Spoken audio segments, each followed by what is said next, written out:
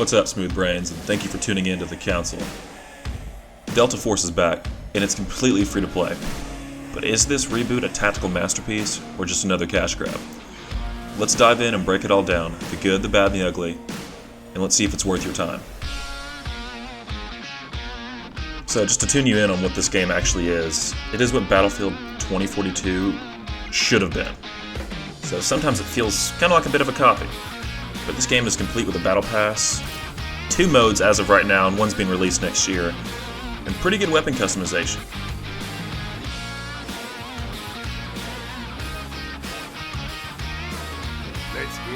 So let's start off with the good. What does this game actually do right? Well, as I said earlier, it's kind of a Battlefield copy. This game is, especially the Warfare mode, is really just a more optimized and better functioning Battlefield. I mean, it's completely enjoyable, it's fast-paced, and it's very engaging. The shooting feels tight and responsive, whether you're like storming a trench or having some close-quarter engagements, or picking them off from a distance with the marksman class or the sniper rifles, or you're operating a mobile vehicle. The combat feels genuine. And let's not forget, it's free to play. For no upfront cost at all, you're getting a ton of content right out of the gate. That's a huge benefit. Yes, there is a battle pass. Obviously, there is monetization options that this company will put on us. But for the time being, you get a ton of content right out of the gate. My overall favorite part about this game is the weapon customization. There's a ton of stuff out there for you. There's a ton of weapons to choose from.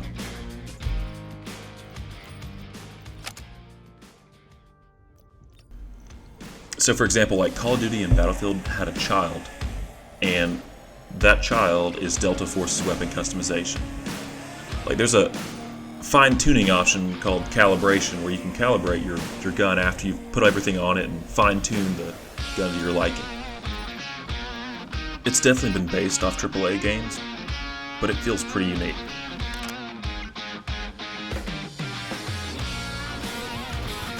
So on to the bad. Now look, the gameplay's cool and cinematic, but it's very repetitive, okay? There's not a lot of uniqueness into the matches you play.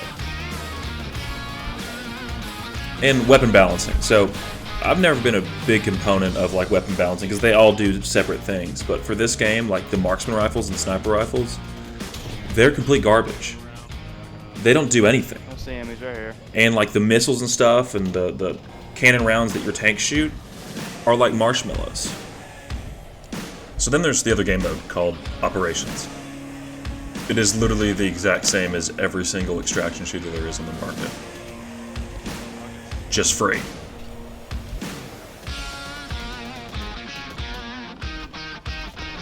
So here's where it gets ugly. So, I want you to visualize something for a second, and this is going to be pretty controversial. This game is free to play.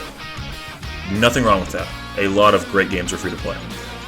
This game is not mainstream, and not that it has to be, but there's a sense of security that comes with playing a mainstream game. And lastly, there's microtransactions and monetization options. All three of these combined can be a recipe for disaster. So before you hate on me about the previous statement, I don't see this game being around for very long. Now, this could be like a Stephen A. Smith worst take of the year, and I'll eat my words at the end of this, but I just don't see it. The lack of innovation is clear.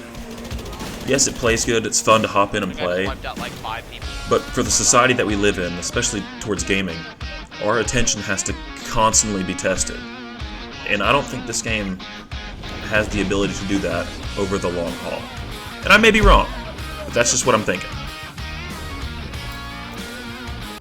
So what does this game do good? Let's recap. It's fast-paced, the weapon customization is awesome, decent content at launch, and it's free. Now let's recap the bad. It's got repetitive gameplay, it's not unique, it's a AAA copycat, and it's just another Battle Pass game. Finally, let's recap the ugly. It won't be around very long. There's more proven games in the market, it lacks innovation, and it doesn't stand out.